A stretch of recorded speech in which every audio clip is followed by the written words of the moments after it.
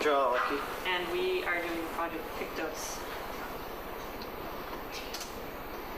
Pictos is a 3D Photoshop that it's a CNC engraving software. You can import existing raster graphics, select regions, and apply 3D finishes to them. So in Photoshop, you can only draw lines where... So basically, instead of drawing lines where lines correspond to a cut, you draw a line and apply a 3D texture to it. And a 3D texture is a 3D cut that the CNC machine will produce. And this is done at a high level, so you draw a line that corresponds to some sort of curved 3D profile. And then Pictos will convert that single line into the G-code necessary to generate that curved path to be cut. We used Python because we're dealing mainly with graphics, and it's easy to create cross-platform graphics on Python. We also added in tkinter, the GUI programming toolkit, which allows for the creation of a uniform interface on multiple platforms. We've mostly implemented the drawing functions. We've got lines, squares, and rectangles, and circles down for the drawing functions, but we have yet to implement arcs, polygons, and text. We have a selection functionality working, and we can give you a demo of that right now. Do you open it? Yeah.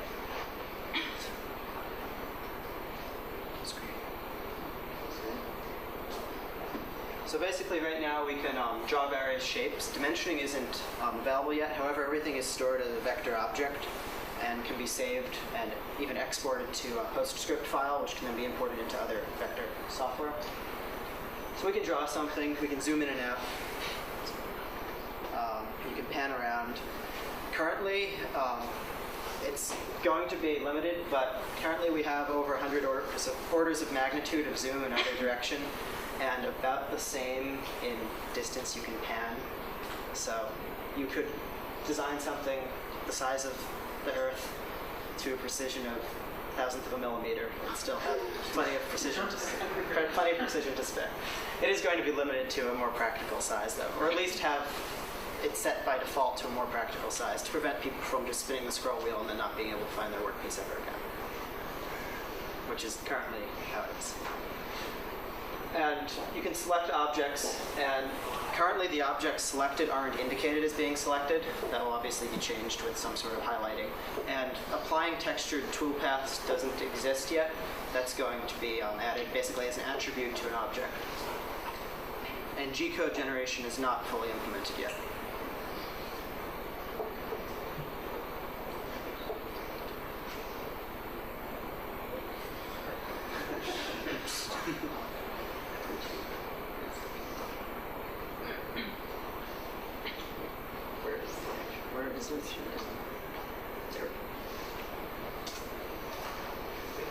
So in the user interface, it's a vector-based CAM functionality, and I'll go into what CAM is later. It allows the end user to create an inventory of available router bits, and this would be based on what that user actually has. This assumes the user has the machine to make things, and they have a limited number of tools. So there's going to be a library of basic tools, and then the ability to add custom ones in. And it's going to include tools for the generation of lithopanes from raster images. A lithopane is basically a piece of mostly opaque plastic or material where the depth cut in it would vary the amount of light that can travel through it. So you can make a grayscale image on a piece of plastic by cutting to various depths. So CAM is computer-aided manufacturing, and basically CAM software takes input in the form of a 3D model, a CAD file, or vector art, and outputs G-code and other machine instructions that CNC machines more directly use. CNC is computer numerical control, and we're focusing on 3D milling and routing.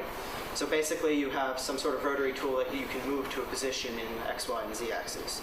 And then you send commands written in G-code to the controller, which the milling machine then performs linear and curved movements based off of it. And that's really all you can do with G-code. So this is the CNC machine we've been using for testing things. This was a project last semester and over winter break. And it's pretty big, and it's currently in my dorm room. And Yeah, it cuts things.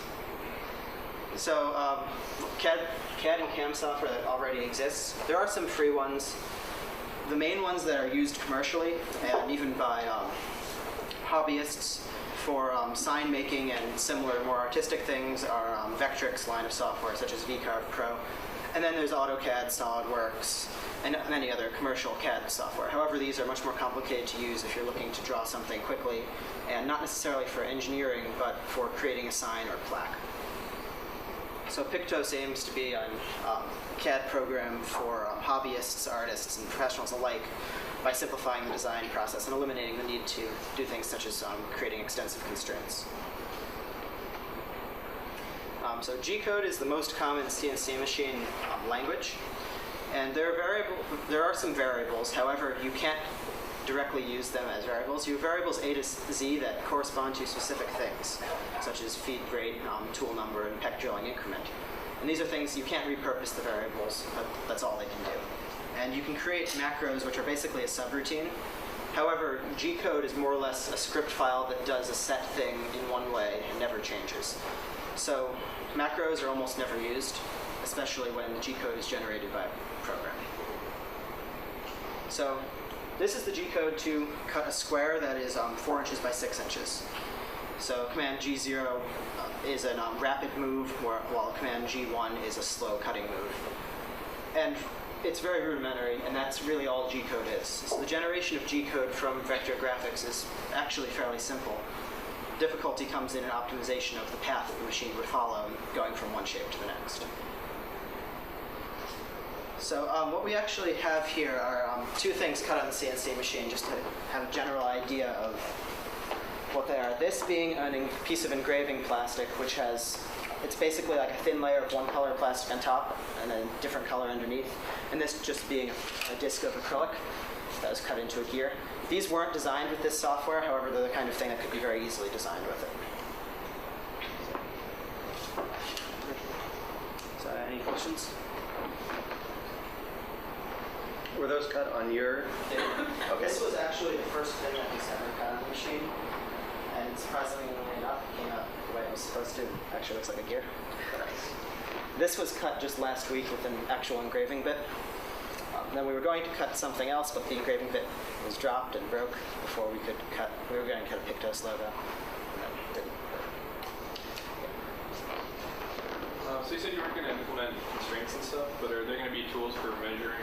There's going to be tools for dimensioning and basic constraints, such as making things parallel and perpendicular. However, the need to constrain things is not going to be there nearly as much as it is in CAD software. And really, what you're making is a 2D drawing that becomes 3D because you're applying a 3D cut along a 2D path. So it's pretty simple to draw something and have it look the way you want it to in 2D without the need for constraints. How do you compare this with SketchUp? Well, this can't do 3D. It can directly generate a G-code, where SketchUp is just a 3D modeling program. And it's more, I'd say it's closer to a program like Inkscape than like SketchUp, because it's really a vector drawing program, and it's designed for use without an engineering background. So this is for producing designs to cut objects like the ones that you're showing, correct? Like sort of these two-dimensional objects that then become 3D. Like the gear, for example, was probably designed solely in 2D, and then the thickness of the acrylic that you cut it out of makes it 3D. What could be done, and this is what the purpose of 3D profiles is, that hasn't implemented yet, so we couldn't demonstrate that. But you could, instead of cutting just a straight cut through it, you could cut with some sort of like curved path, so have like a beveled edge, for example. But you could do things way more complicated than that too. Either by using cutters that are a different shape, or by having multiple passes. And that would be based solely on which 3D profile you pick to apply to a curve. So it will generate 3D things that are, this is like what would be called 2.5D. It's a 2D profile with a given depth. But this would allow true 3D, but 3D on a 2D plane. So like cut in from the surface and not from any other angle. So it would be the kind of thing you would use for a plaque or a sign.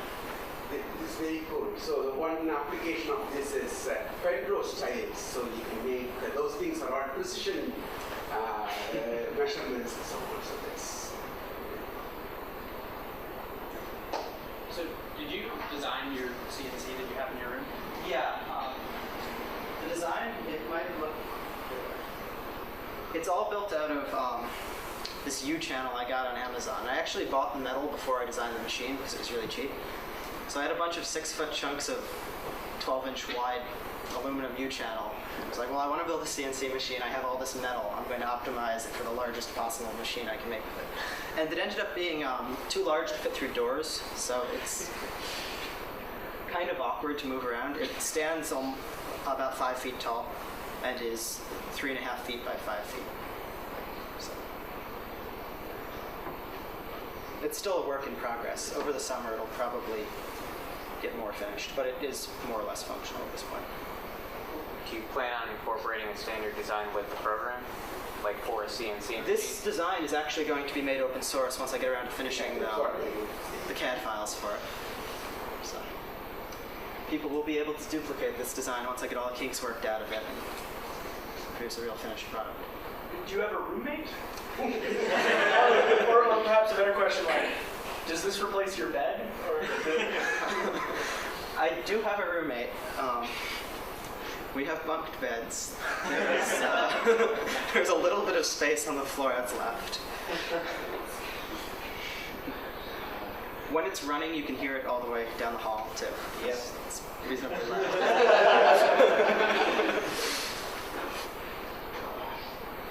So how do you actually move it? It's almost 200 pounds, it looks like. This is all bolted together, so the legs come off, and the top part can be lifted by 2 people and sort of hefted around, and it almost fits through most doors. Like, to get it out of my house, we had to take the door, like the entire frame, out of the wall, because it was about a ½ inch too wide to get through the door frame. So, yeah. To get into RPI, though, the doors were about 2 inches wider than the doors in my house, so we didn't have a problem, or too much of a problem coming in. But yeah, ideally it's going to be moved out of the dorm room. However, I was not successful in getting a space in like the JEC to put it. I was told that professors get first priority and they're not even giving them spaces for their projects. So for now it's in my dorm room.